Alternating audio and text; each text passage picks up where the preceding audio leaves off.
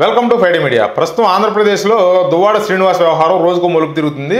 ఇప్పుడు కొత్తగా ఏంటంటే ఇది దివ్యల మాధురి ఉంది కదా, ఈ దువ్వాడ శ్రీనివాస్తో అక్రమ సంబంధం నిలుపుతున్నటువంటి మహిళ, ఆవిడకి సంబంధించిన భర్త ఏంటంటే ప్రముఖ ఛానల్ అంటే టీవీ9 ఛానల్కి ఇంటర్వ్యూ ఇవ్వడం అయితే జరిగింది. ఆ ఇంటర్వ్యూలో అతను ఏం మాట్లాడాడో చూద్దాం, చూసిన తర్వాత దాని మీద ఒక విశ్లేషణ చేద్దాం. ఏం చెప్పమంటారంటే అంత అన్ఎడ్యుకేటెడ్ పర్సన్స్ మాట్లాడే విధంగా మనం మాట్లాడాను. అది మెచ్యూర్ పర్సన్ మాట్లాడితే ఏం మాటలు లేవండి. ఇది ఏంటండి ఇది? అది రాజకీయాలకు రావాలని వాళ్ళు బతిమాలి తీసుకెళ్ళి అంతా అన్ఎడ్యుకేటెడ్ పర్సన్స్, తర్వాత మెచ్యూరిటీ లేని వాళ్ళు మాట్లాడే మాటలంటే ఇవన్నీ. ఇప్పుడు వీళ్ళ భాగవతాల గురించి మాట్లాడే వాళ్ళంతా అన్ఎడ్యుకేటెడ్ పర్సన్స్ అంట. ఈయన మెరైన్ ఇంజనీర్ అంట. వీళ్ళ గురించి వీడియోలు చేసేవాళ్ళు కానీ, వీళ్ళ గురించి చర్చలు డిబేట్లు నిర్వహించేవాళ్ళు కానీ అన్ఎడ్యుకేటెడ్ పర్సన్స్ అన్నట్టు చెప్తున్నాడు ఈయన. చూద్దాం ఇంకా ఏం మాట్లాడాడు చూద్దాం. ఒక షాకింగ్ విషయం కూడా మాట్లాడాడు.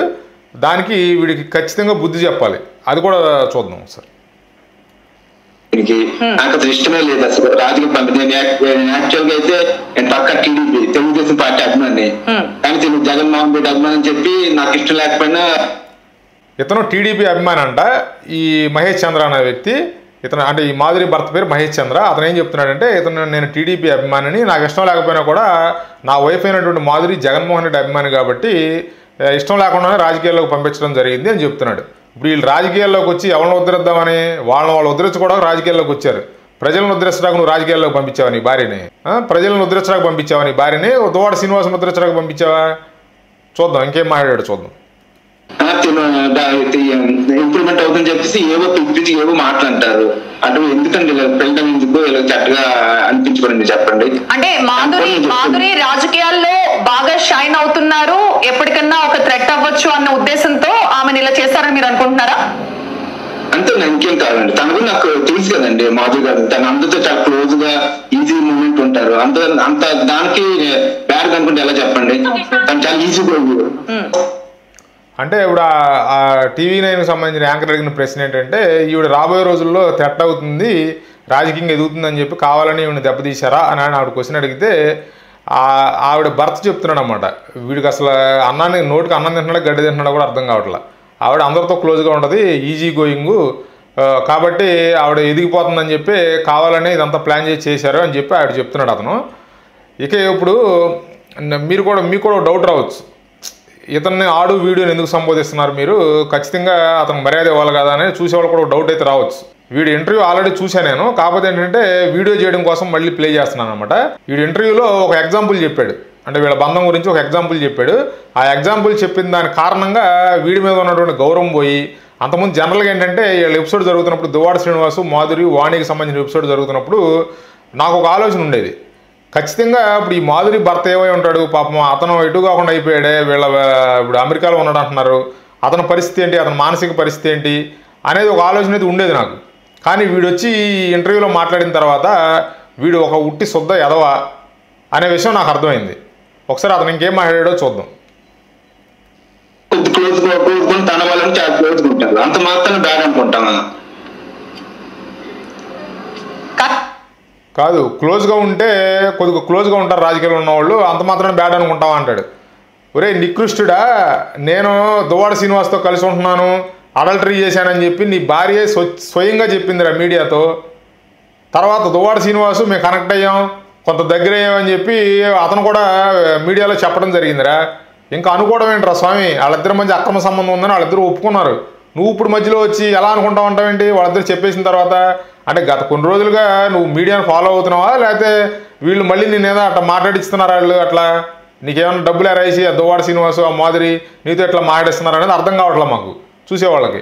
వాళ్ళిద్దరూ ఆల్రెడీ స్వయంగా ఒప్పుకున్నారు మా ఇద్దరి మధ్య అక్రమ సంబంధం ఉందని. ఒప్పుకున్నాక నువ్వు వచ్చి తప్పుగా ఎలా అనుకుంటావు అంటావేంట్రా స్వామి? నువ్వు మనిషివా లేకపోతే ఏంట్రా బాబు నువ్వు? అసలు చూడు ఒకసారి గత కొన్ని రోజులుగా జరుగుతున్నటువంటి పరిణామాలు, ఆ వీడియోలో ఇంటర్వ్యూల్లో ఇచ్చినవి అవన్నీ ఒకసారి చూడరా స్వామి నువ్వు. లేకపోతే చూసి కూడా కావాలని ఏదో కప్పిపుచ్చడం కోసం ప్రయత్నం చేస్తున్నావు అనేది అర్థం కాలే నాకు. చూద్దాం. ఇన్ని పరిణామాల తర్వాత ఒక భర్తగా మీరు ఆమెకి ఇస్తున్న సపోర్ట్ చూస్తుంటే నిజంగా చాలా ముచ్చటగా అనిపిస్తోంది. ఇప్పుడు దీనికి సంబంధించిన వ్యవహారంలో ఇది జరుగుతూ ఉంటుంది కదా, టీవీ9 యాంకర్ మహిళ అనమాట. ఆవిడ మాట్లాడిన మాటలు వింటే ఎవడైనా సరే తలకాయ నేలకేసి బాదుకుంటాడు, లేదా చుట్టుపక్కల ఏదైనా గోడ గట్రా ఉంటే కొట్టుకుని చచ్చిపోతాడు. ఆవిడ అన్న మాట ఏంటంటే, ఇంత వ్యవహారంలో కూడా మీ భార్యకి మీరు ఇస్తున్న సపోర్ట్ చూస్తుంటే నాకు చాలా ముచ్చటేస్తుందని చెప్తుంది. అమ్మ, నిజంగా భార్య అతను వేరే అతనితో అక్రమ సంబంధం పెట్టుకుని భర్తకి చెప్పేసి, నువ్వంటే నాకు ఇష్టం లేదు కాబట్టి మనం విడాకులు తీసుకుందాం, నీ బతుకు నువ్వు బతుకు, నీ జీవితం నువ్వు చూసుకో అని చెప్పి కనుక ఈవిడ ఆ పని చేసింది అనుకో, అతను అప్పుడు వచ్చి ఈ అమ్మాయికి ఫుల్ సపోర్ట్ ఇచ్చి ఆ దువ్వాడ శ్రీనివాస్తో ఈవిడికి పెళ్లి చేసి ఇట్లాంటి కార్యక్రమాలు చేసినప్పుడు మీరు అడగాల్సిన ప్రశ్న అది. అసలు మీరు ఇచ్చే మీ భార్యకి సపోర్ట్ చూస్తుంటే మా అందరికీ చాలా ఆనందంగా ఉందని చెప్పి అప్పుడు అనాలి. అంతేగాని నాకు 10 లక్షల జీతం వస్తే నేను ఆ 10 లక్షలు మాధురికే పంపిస్తానని చెప్తున్నాడు ఒక పక్కన అతను ఆ ఇంటర్వ్యూలో. ఇదేమో ఇక్కడ ఈవిడేమో ఈ మాధురి గారేమో ఆ దువ్వాడ శ్రీనివాస చట్టపట్టాలు వేసి తిరుగుతా మా ఇద్దరి మధ్యన అడల్టరీ ఉందంటది. నువ్వు వచ్చి మళ్ళీ అతను ఏదో ఉన్నత వ్యక్తిలాగా ఆయన కితాబిస్తున్నారు. అసలు ఏంటండి ఈ కర్మ? ఈ సమాజానికి పట్టిన ఈ ప్రజలను ఏమనుకుంటున్నారు వీళ్ళంతా? అంటే ప్రధానమైన స్థానాల్లో ఉన్నారు, అంటే ప్రజల్ని డ్రైవ్ చేసే స్థానాల్లో ఉన్నారు కదా వీళ్ళు. అంటే వాళ్ళు టీవీల్లో కూర్చొని మాట్లాడుతుంటే మనం చూస్తున్నాం. అంటే దాని అర్థం ఏంటి?